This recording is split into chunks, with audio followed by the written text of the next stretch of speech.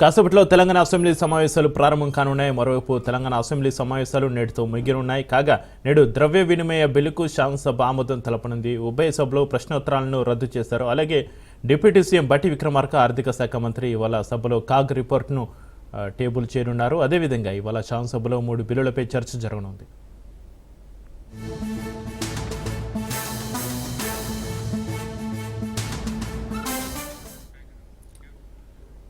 11 రోజుల పాటు కొనసాగిన అసెంబ్లీ సమావేశాల్లో ఇప్పటివరకు పలు కీలక బిల్లులకు సభ ఆమోదం తెలిపింది. ఆమోదం లభించిన బిల్లులలో బీసీ రిజర్వేషన్ బిల్లు, ఎస్సీ వర్గీకరణ బిల్లు, అలాగే యూనివర్సిటీలు, దేవాదాయ చట్టాల సవరణ బిల్లులు ఉన్నాయి. మొత్తానికి ఇవాళ చివరి రోజు అసెంబ్లీ సమావేశాలు మరింత వాడివేడిగా జరిగే అవకాశం ఉంది.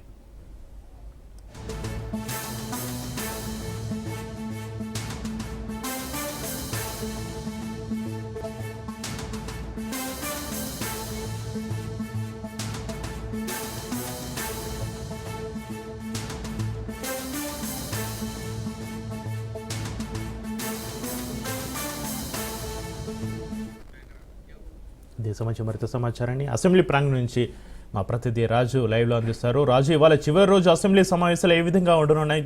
దీనికి సంబంధించి మీ దగ్గర ఉన్న అప్డేట్స్ ఏంటి రాజు? చక్రి, తెలంగాణ బడ్జెట్ సమావేశాలు ఈ రోజు చివరి రోజు. మరి కాసేపట్లో ఉభయ సభలు కూడా ప్రారంభం కాబోతా ఉన్నాయి. ఈ నెల 12వ తేదీన ప్రారంభమైనటువంటి బడ్జెట్ సమావేశాలు సుదీర్ఘంగా కొనసాగుతా ఉన్నాయి. ఈ నెల 19వ తేదీన ఉభయ సభల్లో కూడా ఆర్థిక శాఖ మంత్రి డిప్యూటీ సీఎం మల్లు బట్టి విక్రమార్క బడ్జెట్ ప్రవేశపెట్టడం జరిగింది. ఆ తర్వాత నుంచి కూడా పద్దులపై చర్చ కావచ్చు, ఇతర అంశాల బిల్లులపై చర్చ కావచ్చు, అధికార ప్రతిపక్షాల మధ్య చర్చ వాడివేడిగా కొనసాగుతా ఉంది. సుదీర్ఘంగా చర్చలు జరుగుతా ఉన్నాయి. లేట్ నైట్ వరకు కూడా ఈ యొక్క సమావేశాలు కొనసాగుతా ఉన్నాయి. ఈ రోజు చివరి రోజు. ఈ రోజు కూడా సుదీర్ఘంగా సభలు, ఉభయ సభలు కూడా కొనసాగే అవకాశం కనిపిస్తా ఉంది. ఈ రోజు ప్రధానంగా 3 బిల్లులను ప్రభుత్వం సభలో ప్రవేశపెట్టబోతా ఉంది.